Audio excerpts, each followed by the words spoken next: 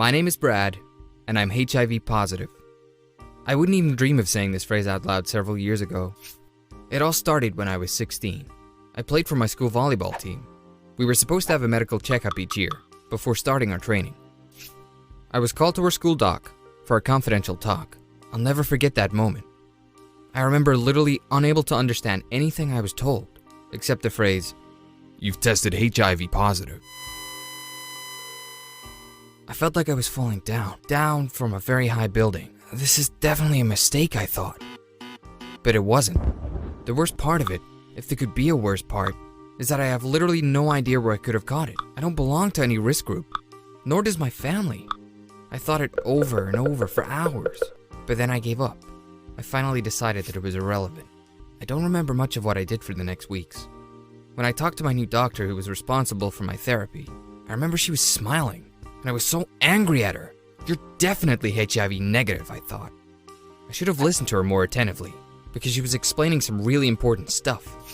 All I understood was that I was supposed to take a bunch of pills to prolong my miserable life for a couple of years. And then there was that talk with my parents. I love them, but they've always been so distant from me. This time they were kind to me, but in their eyes I saw some kind of disappointment. Deep in my heart, I knew that they thought HIV only happened to bad people.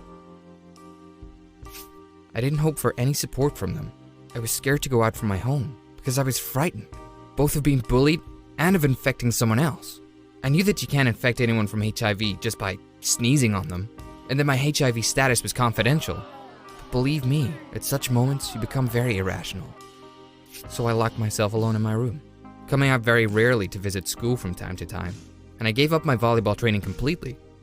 Sometimes my parents came to me and tried to start a conversation, but I already knew what they were thinking about me, so I had no desire to talk. I was so lonely, living my life between my TV and my computer. I felt like sitting alone in an empty room, with its walls slowly moving towards the center to crush me alive. After about a month of my voluntary imprisonment, Coach Stevens came to me to find out why I gave up volleyball training. He thought I was ill and came to ask if I needed any help. I thought I would never reveal that I was HIV positive to anyone, but at that point I was so strung up by the silence that I actually shouted out, "I'm HIV positive, okay? I'm about to die, so leave me in peace." He looked at me seriously and said, "No need to yell. Do you know, I've been HIV positive for 16 years already."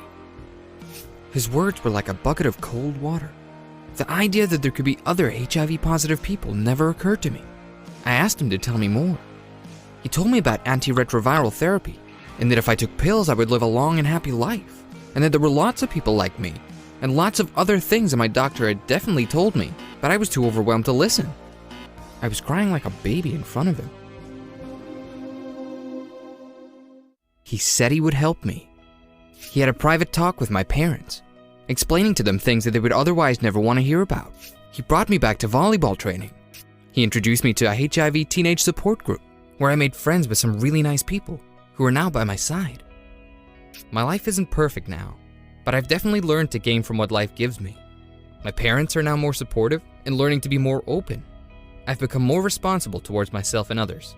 All this is thanks to Coach Stevens, who has become a mentor for me and given me hope. For my part, I want to give hope to someone else, so I've decided to volunteer. Now I'll help other teenagers not to get stuck in the same limbo that I've been in myself. You know, how would I sum it up? Instead of feeling HIV positive, I now just feel more like a simply positive person. Now I know that I'm not alone, and the people around me are giving me support and strength to move on. And there's another thing, a private one, I'd like to share with you. 5 years ago, I met a girl who became my soulmate, and 2 years ago, she agreed to become my wife. And last week, she gave birth to a wonderful, tiny, and completely healthy baby, my first daughter. I can't tell you how happy I am. I wish I could have known it 6 years ago.